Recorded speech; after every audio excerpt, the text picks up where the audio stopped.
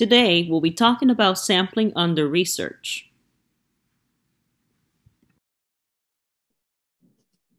So one of the first things that we would need to do is discuss what is a population, right? So a population, it's going to be the larger group, that larger component that you are interested in looking into. It's important for us to understand what a population is, because the better we can define a population, the better the chances there are to conduct an accurate and appropriate sampling method. So a population, keep in mind, is just that greater group. Now, when we are dealing with a sample, generally, a sample is a subset of that population.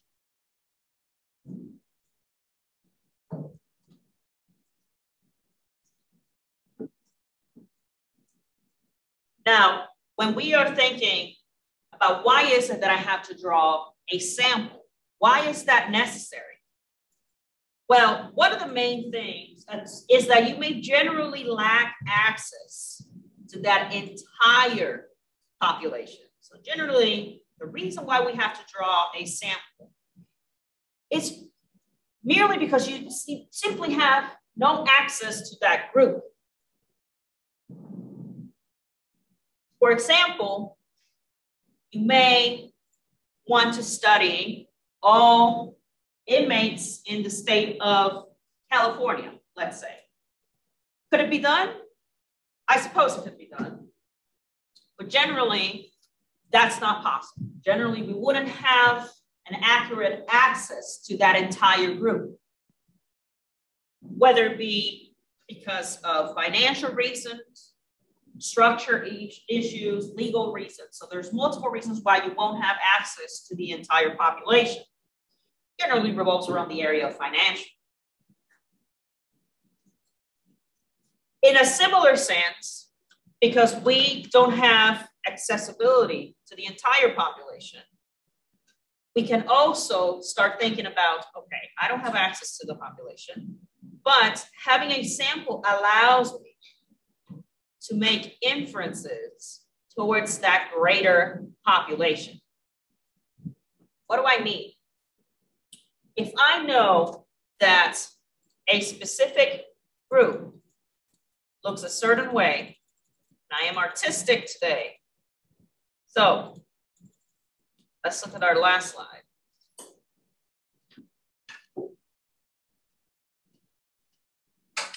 Say, for example, I have a larger population. So in this term, because I don't have access to this larger population, I can still draw a sample that, based on certain parameters that we will discuss, will be representative of that larger group. Therefore, I can start drawing from the sample, I can start drawing inferences towards this larger population. So that's another reason why we may have to draw from a population. Any questions about that? Generally, when we select a sample, it's merely because it's accessible. And I hate to say that, but that's the reality. We simply have what we have, right? So for example, if I am a researcher, right? If I am a researcher and I only have access to first-year students, that's simply the population I have access towards. I don't have access to anybody else. So unfortunately, or fortunately, it means that I can only conduct a study with the people that I have at hand, right? Sometimes it's just a matter of logistics. What is a representative sample, right? You heard me say representative sample. We say that something is representative because we can consider that this sample does have the characteristics of that larger group. And I'll give you an example, right? This classroom could be a sample of the greater group of psychology students, right? So let's take a quick survey. How many of you identify as white or Caucasian? Vast majority. Okay, everybody? Everybody identifies as Caucasian. Anybody else identifies as anything else? All right. So that could lead me to think that the vast majority of students in psychology at UH are white, right? If this is a representative sample, that means that I can start drawing inferences towards the greater population, which ultimately the vast majority of students in this university is, it's a majority of white Caucasian students. Generally, a representative sample does reflect the characteristics of that greater group. Any questions about a representative sample?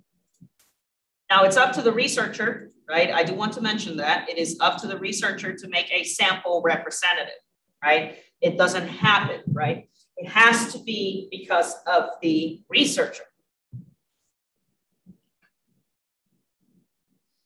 Now, there are different types of samples.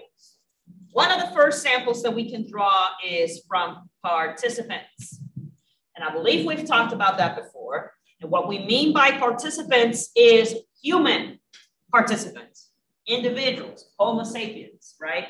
So when we use the term participant, we generally refer to someone who has willingly participated, right? Has read and informed consent. Yes, ma'am. So if they're, do humans don't have consent for some reason? Are there any subjects then? So the question was, for those who are watching at home, I see you. So for those who are watching at home, the question was, if a person cannot provide informed consent, are they known as subjects? The question is no. If they can't provide consent, they cannot participate. Period. They will not be able to participate. Now, when we think about a subject, we are talking about someone who is subjected to the research without consent. This is when we start thinking about animals, for example. Right? Now, when something is subjected to research without consent, the ethics of this research will be reviewed by an ethics board. Not that human participants are not, they are as well. They're also part of that review.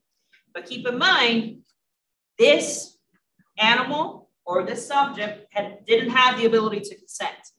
So you'll see that the ethical standards are very strict when it comes to humans, and it's the same case with animals. I'd argue more so because they didn't have the ability of consent. Any questions about that? Any questions about participation? Good deal. So let's move on. Now, when you are drawing and selecting these samples, when you are drawing from these participants, when you're drawing from these subjects, it's immensely important to understand how is this going to impact my research design, right? And when I say research design, a research design means referring to both human and non-human groups. How exactly am I going to conduct this study with the human and non-human participants? Now, there's multiple ways that we can do that. One of the first things that I would like to talk about is between subjects design.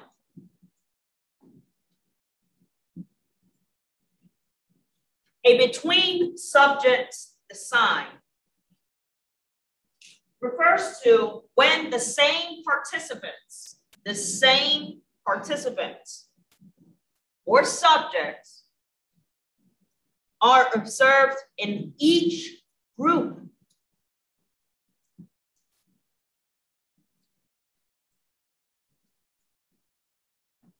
Now, when we are talking about a within subjects design, we are talking about when we are looking at a group and we're trying to look at differences within that group. And I'll draw an example for you guys. Look at that, I feel artistic. So for example, when we have a between subjects, say I have this little bar here, and I have, let's say this is amount of sleep that students have during Labor Day weekend, right? This is the amount of sleep. Notice in a between subjects, I am interested in those differences between one and another, right? So this group, the green group versus the red group, I'm interested in those differences. So for example, this was no sleep, some sleep, and good sleep.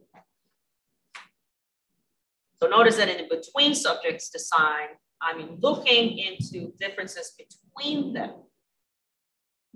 Now, what I'm talking about within subjects, I am more interested in looking at those differences within that same group. So for example, if I wanted to look more into, let's pick the no sleep at all group. I want to look at the individual differences. For example, if this was the mean, right? They got, for example, just 2 hours of sleep. And I'm trying to see, well, for example, this person here have 4, this person here have 1. So now I'm looking at the differences within the group, right? So I'm looking within the differences of that group, right? Not between groups, right? But within that group specifically. Any questions about that? All right. Good deal. Now, when we are selecting a sample, we have to first define what our target population is. And that is simply defining what is the group that interests me, the researcher, right? A target population is simply that group that I am interested in. So for example, if I am interested in studying transgender people from a Cherokee tribe in so-and-so county, that is my target population. I have to find it. This is a group that I am looking for. So I can start defining the size, characteristics of that population so that I can draw a sample from that population. Generally, the target population tends to be really large, right? Tends to be pretty large because it's a group that I am looking into as a whole, right? So it tends to be pretty large, and generally it cannot be sampled directly, right? So imagine the example that I gave you about studying all of the inmates in California. Well, that would be my target population, right? All of the inmates, male, female, in death row, not in death row, all sorts of charges, right? So that would be my target population. But generally, what we look into is an accessible population. And in this regard, this is basically what we have. It's just simply a portion that has been specifically defined. Therefore, because it's so specific, it tends to be smaller, right? It's the group that you have access to.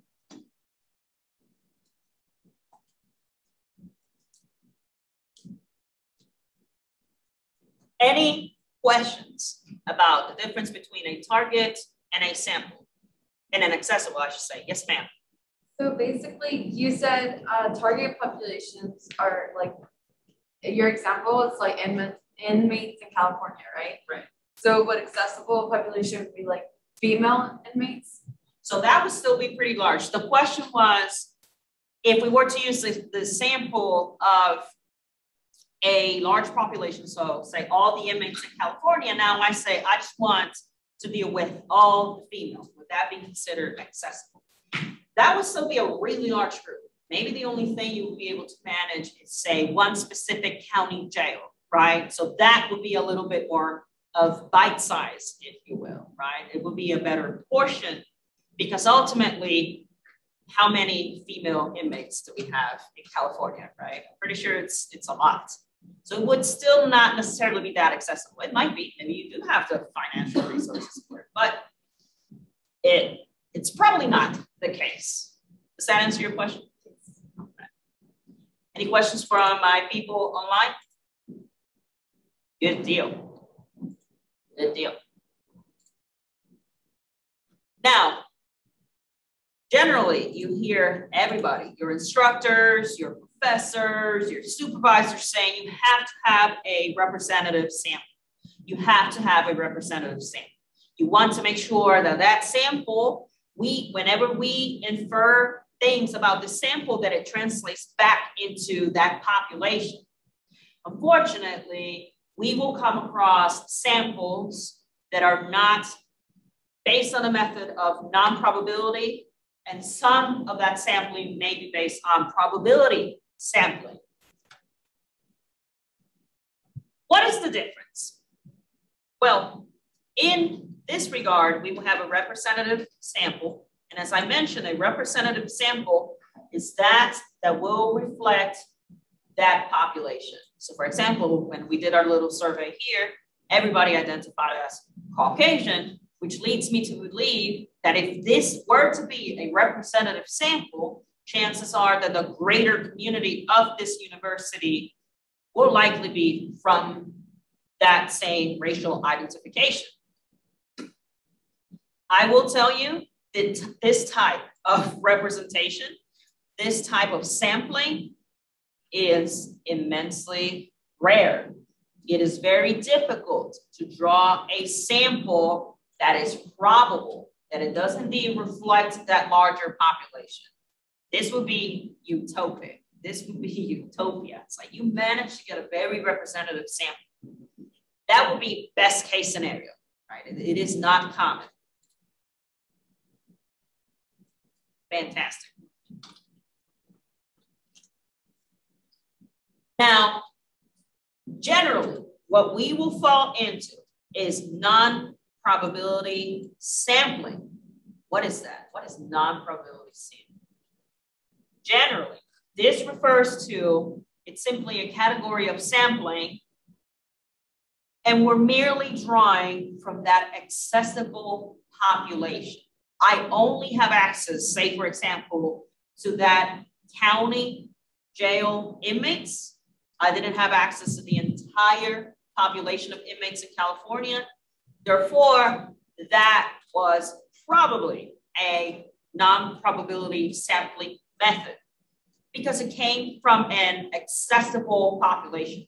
It didn't come from that target population, as we mentioned earlier. It's not coming from that target population, that large group, but rather it came from that accessible population. It is immensely rare that we are able to draw from a probability sample. One of the main reasons, say you had all the financial resources, let's assume, yeah, I got all the financial resources. I can draw from all the inmates from California. Chances are it will still be very difficult to define what is an inmate in California. Are we including people being held on bail? Are we including people on death row? Are we including people that are there for a 24-hour interrogation, right? So even if you had all those financial resources, generally we use non-probability because it is difficult to draw and define that large population. Any questions about that? Fantastic. What about people online? Doing good? And they call me Mrs. Worldwide. That's what it is. So I've got people online and here is perfect. I love it. Let's talk about convenience sampling. What does that sound like, right? It's convenience, right? It's whatever we have accessible. It's whatever is convenient for me, for the research. They're simply selected because they are available. There's generally nothing truly special to them, I hate to say. Other than the fact, hey, you're available, you breathe, and you can provide consent, right? So that's a convenience sample because you are available. Generally, in colleges, we will have, for example, participant pools. So students can sign up, right? And I don't know if you guys had the chance to do that previously, but generally in your earlier, less advanced courses, they'll give you that opportunity to be part of that, right? To be part of a participant pool, and they're just going to draw from you to conduct a research, I should say. The problem, the drawback with this particular method of a convenience sampling, drawback is that generally it is non-representative of that large population. You can argue the students who are really into research or math or psychology, those are the ones that are going to participate in the participant pool and sign up for it. And generally that doesn't mean it's representative, does it? Any questions about that? All right. Good deal.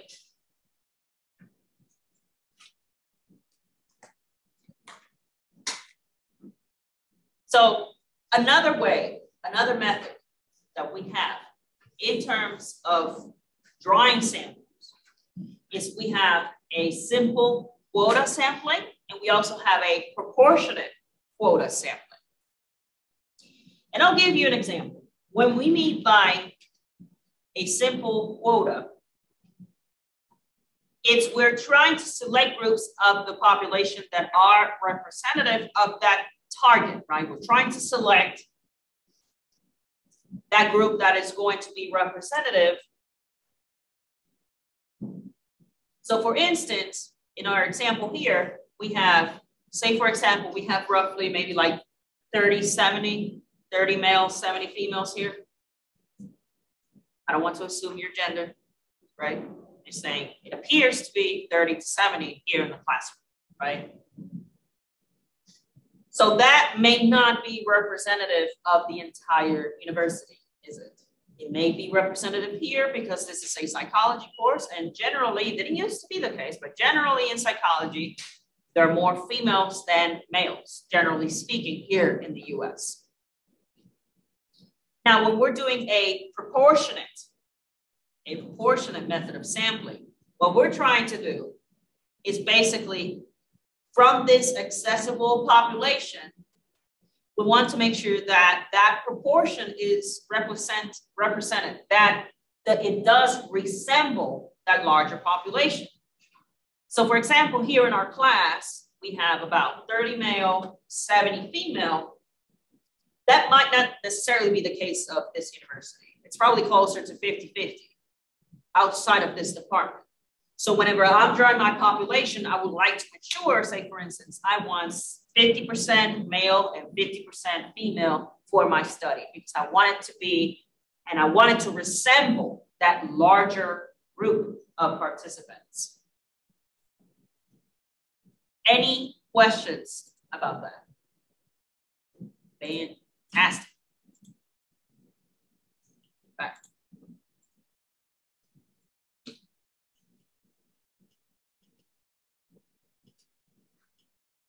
Now, with quota sampling, one of the things that we will do is that we try to select these subjects based on a known or unknown criteria of the population. So for instance, in the previous example that we had, say, about 25% of individuals in the US are obese, right? So we would try to, that is a known fact, right? We know, for example, 25% are obese or 70% are obese or whatever the case may be. Based on that known factor, we're trying to meet that quota. Okay, so I want all my participants to be representative of that. Therefore, I myself am also going to draw from a sample that is 25% obese. Any questions about that? Now, when it comes to simple quota sampling, I know very little about the characteristics of the population. So I try to make sure that an equal number of participants are selected. So let's go back to our previous sample. Let's say I have no idea how many transgender people there are in California prisons, right? I have no idea. But I know, for example, that there are at least in the so-and-so county jail, I know that about 50 of them identify as male and 50% identify as female. So we can start drawing from that sample. That is a known fact that I have. But because I don't know much about the rest of their characteristics, say, for example, if they were indeed given the option to identify as non-binary or transgender, how can I use that characteristic? Well, I can draw from that larger known fact. So I'm going to draw, if they identify 50 male and 50 female, let me draw from this known characteristic or demographic. On the other hand, we also have proportionate quota sampling. And what do I mean by this? Well, here I actually do know a characteristic of that population. So now it doesn't remain unknown. There is something that I indeed know about this population. So say I go to so-and-so county jail and they say, we have an estimate of 10% of our inmates that identify as transgender. So now you can actually draw from that 10%. You can actually draw your sampling there, right? So now you can say, I'm going to have my 10% of participants that identify as transgender, and the rest of them to represent the rest of the sex or gender identification.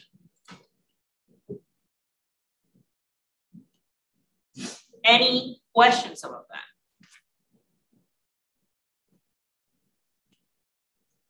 Now, we also want to make sure that the method that we are drawing that sample, right? We want to make sure that it remains random. Having a random method allows for the reduction of bias because now I'm not actually selecting people because I want to select those people, but rather they had the equal chance of being selected. So if everybody has the equal chance of being selected, it could be inferred that we will have a representative sample as to the extent possible, of course, because as we talked about, having a representative sample is very difficult. So let's talk about simple sampling, random sampling.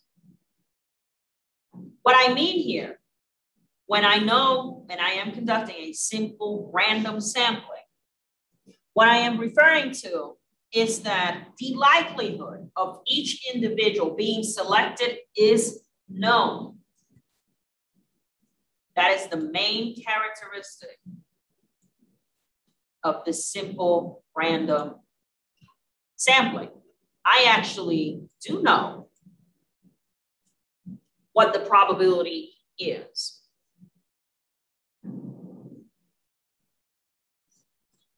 Any questions about that? Right. Now, something that we need to consider is the stratified random sampling, I should say.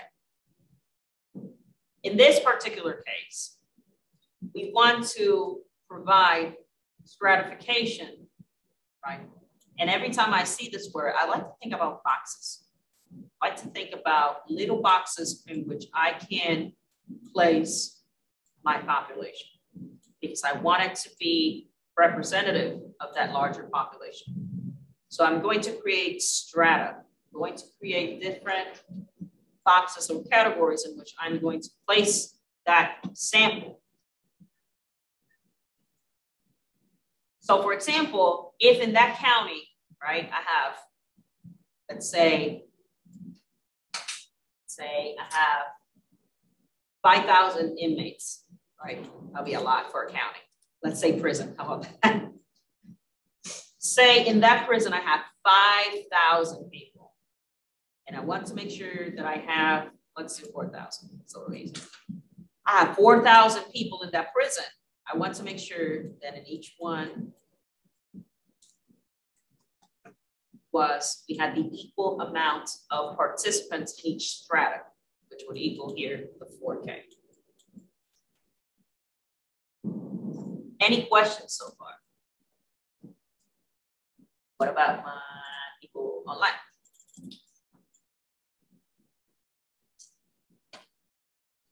All right, good deal.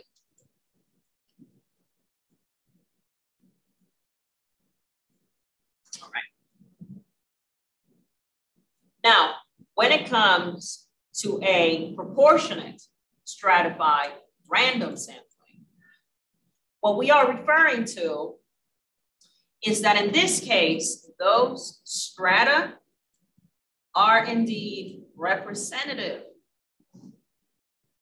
of that larger population, right? We're trying for it to be proportionate, I should say, to that larger population. So say, we go back again to that 4K, right? In my simple stratified, I ensure that each box had the same amount. But on the other hand, when we're talking about proportionate, it's not a matter of having the same amount, right? In this case, it may not necessarily be equal.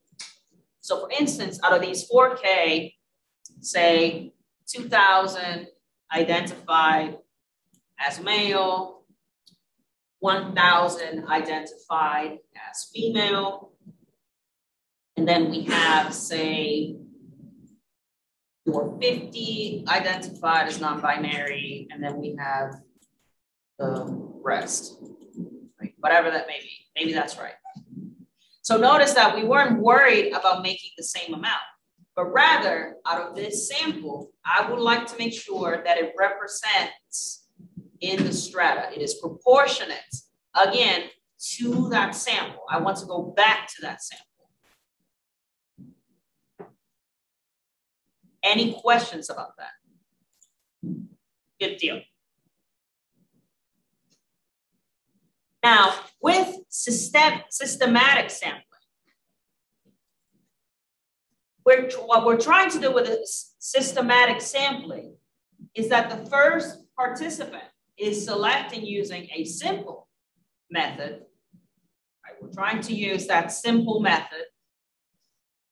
And then every random person is going to be systematically selected until all participants are selected. I'll show you an example. So say in this regard, I'm trying to find an open space here.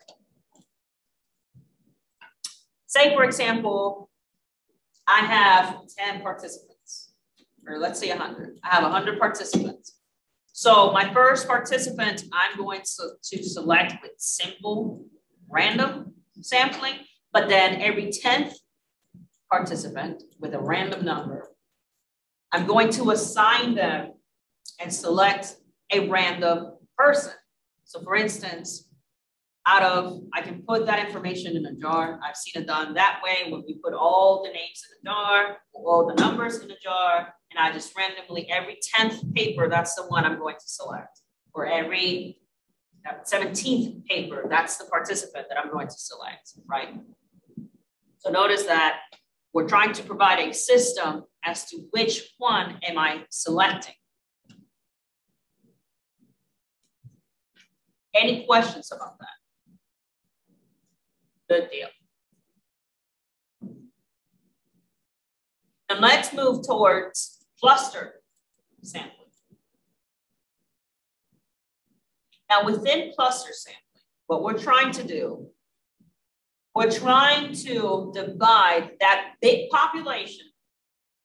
What we're trying to do is divide it into clusters or subgroups. And we're trying to select individuals in some of those clusters. Right? Say I divided my big population. I started dividing it in little subgroups, although I think this should not be negative representation. Say this is my larger population. So I'm going to create different subgroups of that population. Right, so this is my big population. These are my little clusters. Cluster 1, cluster 2, cluster 3. Right, so I create different subgroups from that population. And now what I intend to do is that I'm going to try to omit using certain participants from each cluster. Generally, this would be done through a stratified random assignment. So I will make sure that I have divided my population into clusters, and then I will select participants based on each cluster.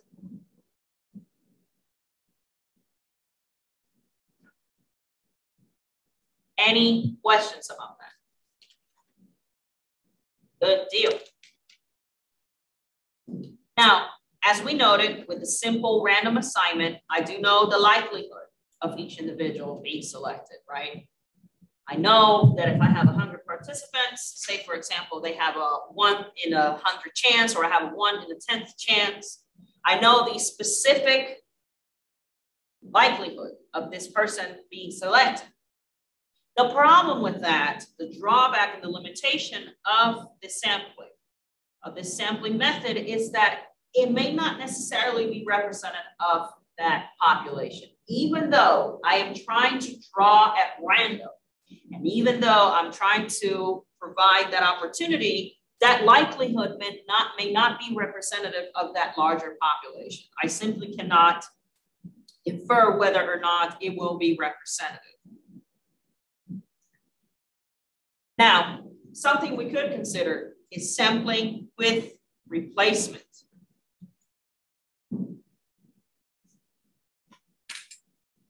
What I mean by that is each individual that is selected is not replaced before the next selection. So for example, if I picked P.D. and I picked, let's say, Yolanda, what's a cute name? Who can tell me? Kate. Kate. And I have Kate. When I conduct my next sampling, say for example, I'm not going to replace Yolanda, but now I have Sarah, now I have John. Let's see, notice that I didn't replace Yolanda. And then we can do the complete opposite, which will be without replacement. So in this case, I did do a replacement. So with replacement and without replacement. With replacement. Any questions about that? The issue with this is because I replace people, they may be representative, and because I didn't replace people, it may not be representative. So it could be a drawback from sampling, nonetheless.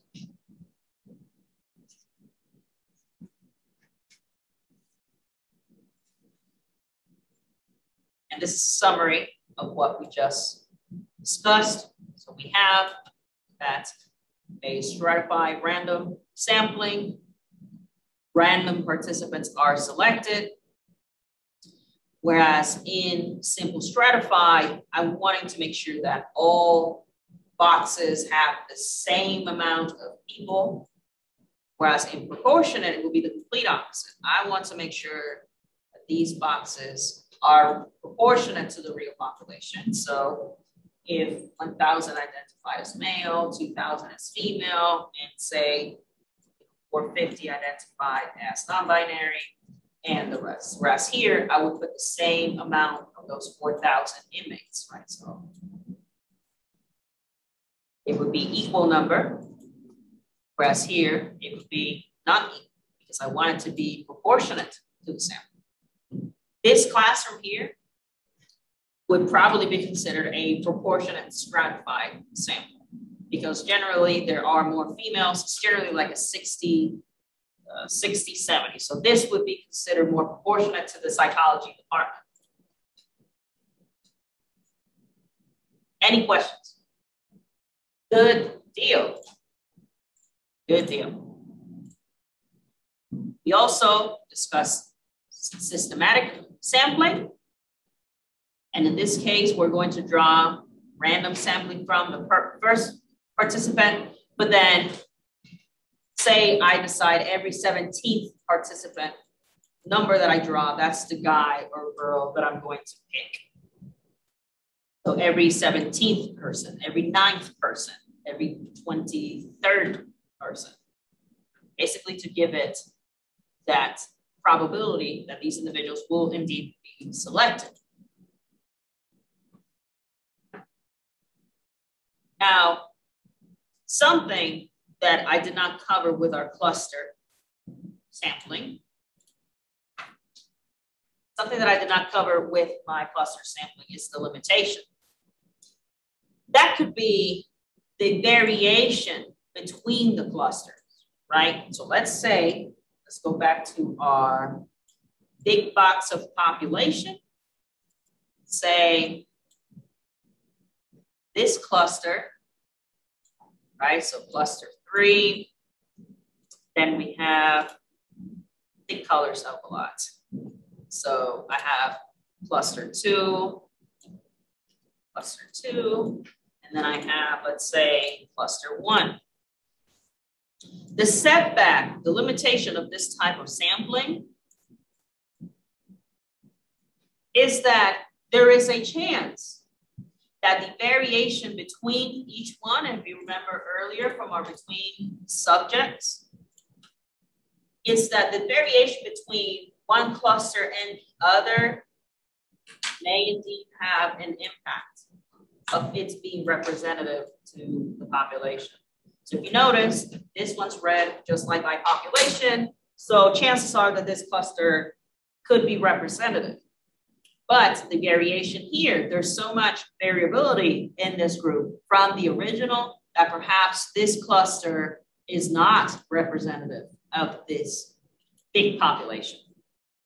So you're only limiting yourself from selecting 1 and 2, 3, and however many clusters you have. But notice that you are indeed limiting yourself from selecting from various groups that could indeed be representative of this larger population.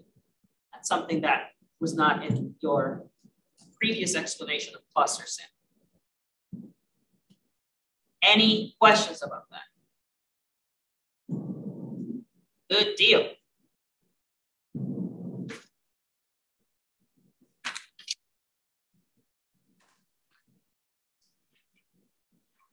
Let's talk about issues that come from sampling, because we do indeed have some issues in regards to sampling. The first and most common type of error is going to be that known as sampling error. What do I mean by sampling error? Basically, is that difference between your sample and that population. Very simply put. So you drew your sample from this really large population, and inherently, there are going to be some differences between that population and that sample. And you can say, well, they're representative. Exactly. It's a representation. It's not a copy, right? It's a representation of that larger group.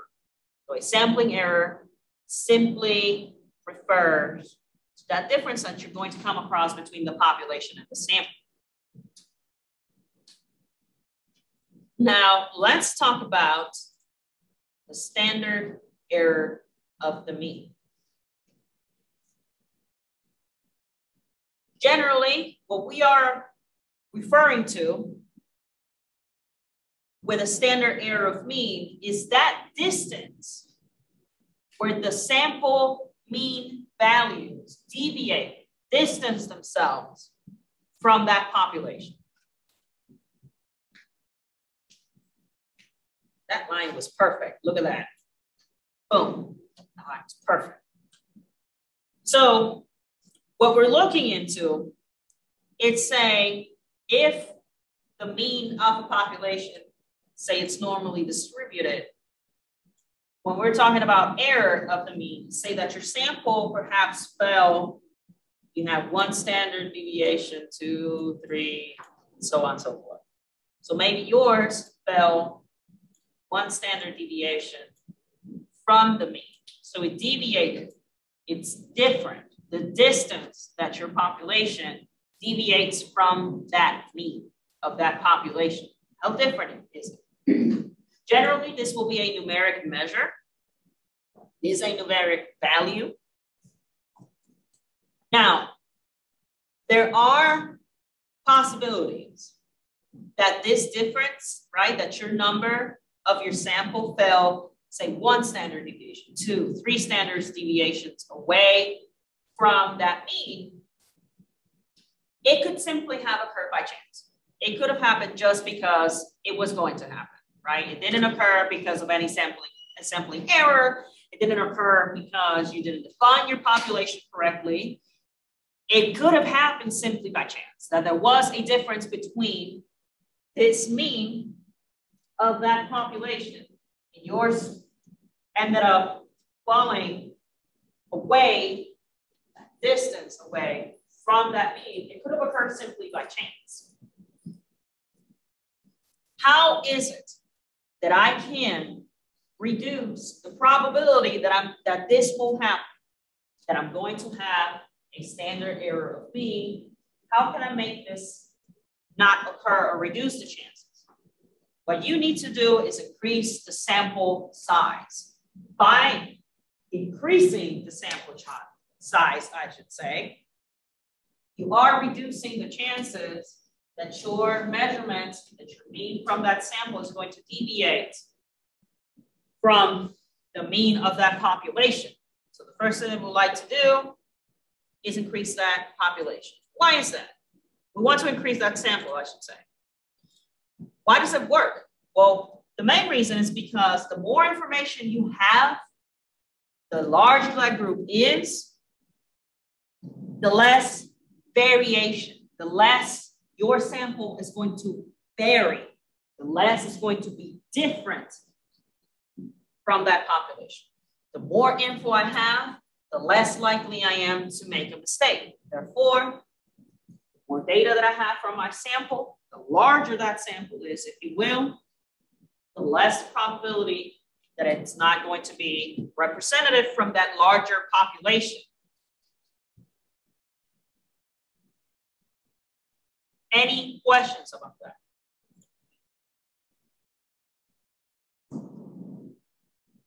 So during lab, we will more than likely conduct analysis for standard error. Let me see if I can give you a very short sample. Let's conduct it. Let's do the theory, unless there are any questions. Good deal.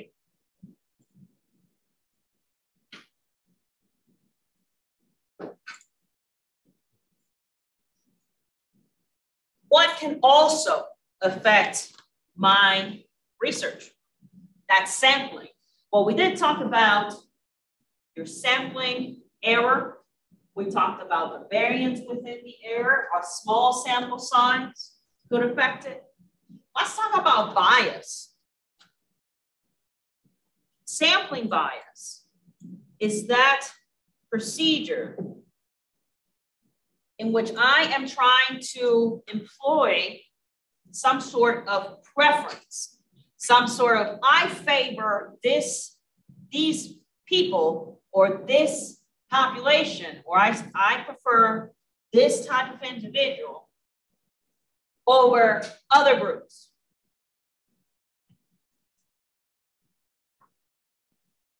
What is going to happen is that, unfortunately, you're going to either overrepresent or underrepresent because you are picking and choosing which participants you want to look into. So let's assume that I'm going to conduct a study here on campus. We have all sorts of people. We have graduate, undergraduate, we have high school students, right? We have visiting students, international students, engineering, arts, philosophy, aerospace engineering. The problem is, imagine if I want to conduct a study about campus. I want that sample, the population would be campus, all students, all programs, sophomore, freshman. But imagine if I were to say, I'm only going to draw my sample from psychology students. I favor this group over others.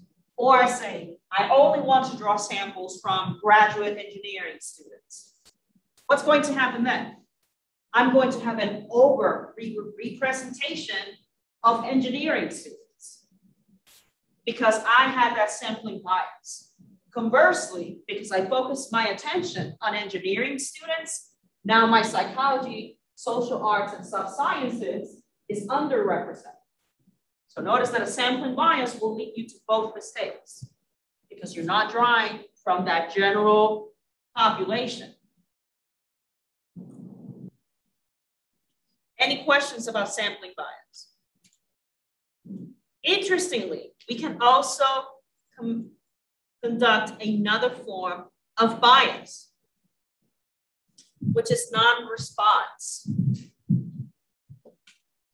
And this is, I am simply favoring people who want to participate and who wouldn't, right?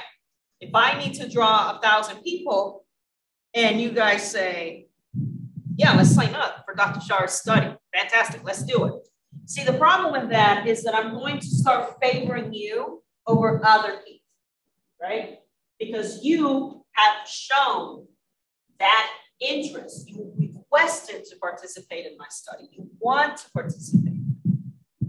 The problem with that is that I'm going to miss the opportunity of other participants being part of my study. If I say I only need 100 students and I just grab from this classroom, that's it. I'm done. What happened to everybody having the same chance of being part of my study, of it being representative and it being more in par with the rest of the university? Now, all of these people have missed the chance to participate in my study because I chose to favor people from one specific sample. So for instance, people in social sciences. Any questions about that? Good deal.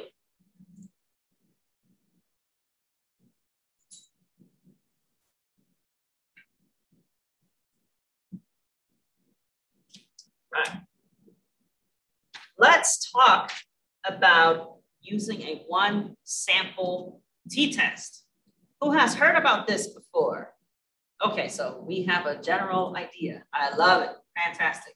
Does anybody want to share what they know about a one-sample t-test? All right. Now, a one-sample t-test is used to determine whether or not a sample truly comes from a unique population or if there are any differences between the sample and the population, if those differences are likely because of chance.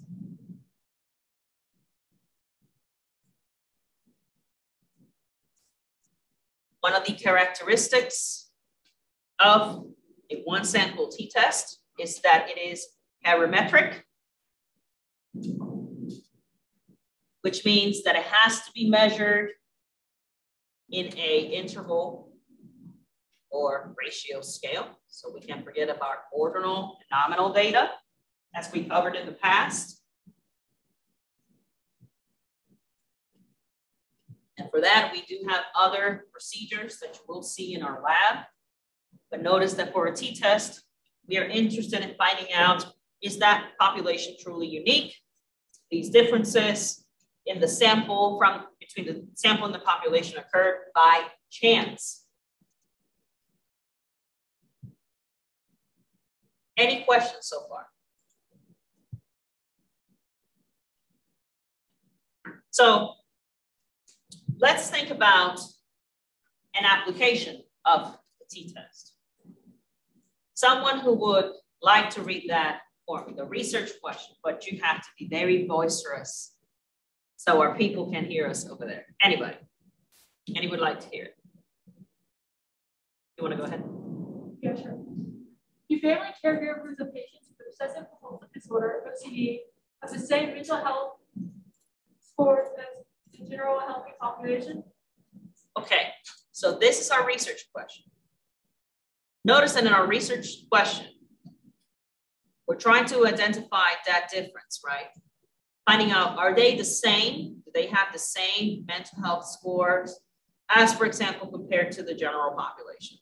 So notice that you are trying to conduct and find out if that difference, if there's indeed a difference, or did it occur by chance. So we can conduct a survey in which we would rate our scores between worst symptoms or feeling the best. Now, with the population, the general population, we are seeing that that score is 77.43. Now, notice that when we are conducting this type of research, what we're going to see during our lab is that we're going to have the scores for each one of these participants, for this caregiver, I should say. We would set up the data and input it under SPSS. How many of you have conducted analysis with a SPSS? I would assume everybody. Okay. So when you run the test, it will run a comparison between the mean and the data that we have for this caregiver in comparison to the population. I do want to remind you that in order to conduct a t-test, let's go back here.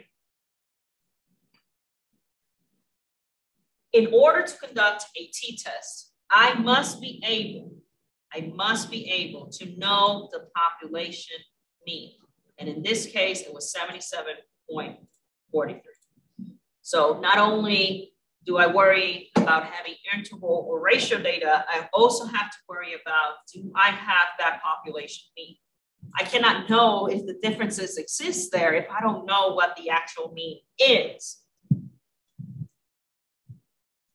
Any questions about that? We would think that we would draw a random sample from this population, and later that I would be able to conduct my test. Any questions about that? All right, good deal.